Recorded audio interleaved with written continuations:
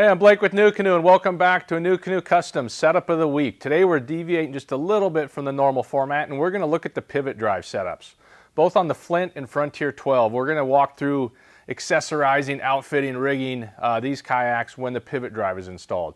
It's a very popular question on the pivot drive video we released a couple weeks ago. You know, what about rod holders? What about black packs? Where's my gear going to go? So today we're going to cover that. Now last week we got on the water. Thankfully we did, because today it's snowing outside. We don't always get snow here in Bellingham, but today it's all white.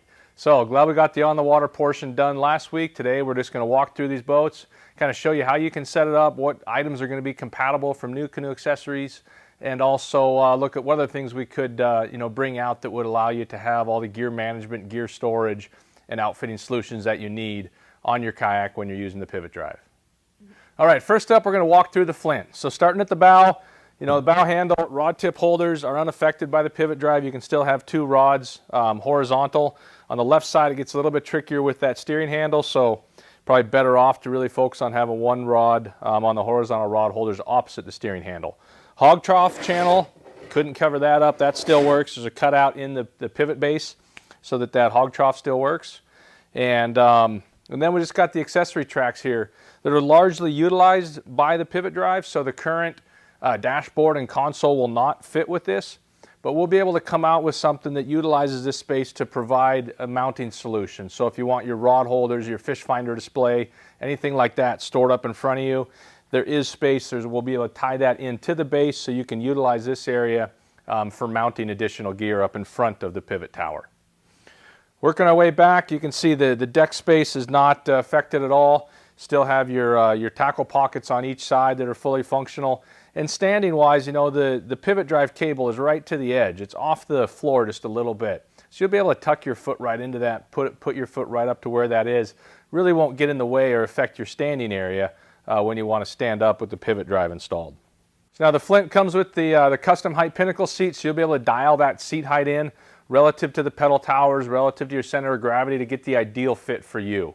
It won't be able to use 360 seating on the Flint. You can see the steering handle is right next to the seat. That would be conflict there. So with this design, those two, the 360 seating wouldn't be an option on the Flint. Next up, rod storage. So we got the rod holder, horizontal rod holder up front. We also have the four flush mount rod holders in the back. And you can see that the cable runs, the flex drive cable runs kind of right through these. So it's not going to stop you from using them. You can definitely put two rods on the outside, just like that. Same thing on the other side where you got the retract cord, kind of cuts through that area, but is not going to limit you from using those flush rod holders. Crate space area, you can see the black pack still fits fine. The steering cable, the flex drive cable go along one side of it, the retract cable on the other, so you can definitely still use a black pack, put a milk crate back here, a cooler, anything else like that. And the access to the deck plate is still unimpeded. Of course, a little bit tricky to get that when you're in the boat, but it's not going to prevent you from using it. So that's a wrap on the Flint and some of the outfitting options. You can see there's still a lot of deck space there, a lot of places to secure your gear. I didn't even mention the deck floor tracks behind the seat. If you want to stick an Omega Pro rod holder back there or on the tracks in front of you, there's still lots of other areas to mount gear and preserve your clean open deck. All right, now we're going to jump over to the Frontier 12, and the first thing you'll probably notice is there's still a ton of space for gear on the Frontier 12, and that's true with the larger deck, wider deck. You still have really just about all the options for mounting and accessorizing on the Frontier 12. So the bow handle, rod tip holder is still going to work fine, not going to be impeded by the pivot drive at all. The front tracks going to work great for the dashboard. You can see here, a big Lowrance unit sits right behind the pedals. This is a really nice setup to have the dashboard with the pivot drive. Now the console is a pretty tight fit. It could be made to fit. It might fit in the end, but in reality you're losing your access to the kind of the space underneath, so it's not as practical for use with the pivot drive. So the dashboard would really be the ideal solution, or just using the 8-inch tracks that are already built into the Frontier 12 to mount your switchblade and your fish finder and rod holders and such. So working our way back, we have the wide open deck, and again with the pedals forward, you see you can still go all the way there. Just get the pedals oriented right, and you'll be able to push pedals forward, be able to use your fish finder display on the dashboard, and have a nice wide open area on the deck floor for standing, measuring your fish and such. On the seat, 360 pinnacle seat.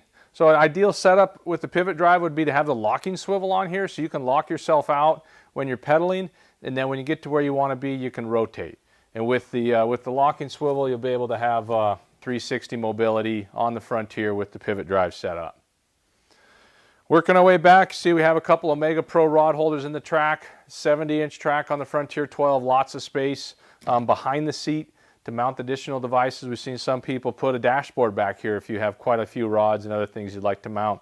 But just the Omega Pros in the track work great. And then at the stern end on the crate space, the black pack fits in nicely. Cables go right around it, steering cable and flex drive on one side, the retract cable on the other. So you're really able to use the black pack without any hindrances. Then the 3 rod tubes there are going to be great for rod storage. Having them up in the air is not going to affect the pivot drive at all. Finally, with that pivot drive transom bracket, it's best to leave that installed unless you really need to take it all off. So I would not plan to use the Nucanoe transport cart that plugs into that transom for transportation on any of the models with the pivot drive, but rather a center cart such as the C-Tug. Then you can leave everything installed, have the additional weight of the pivot drive, which is in the low 20s pound range, on that cart, keep everything installed and have minimal to take on and take off between uses.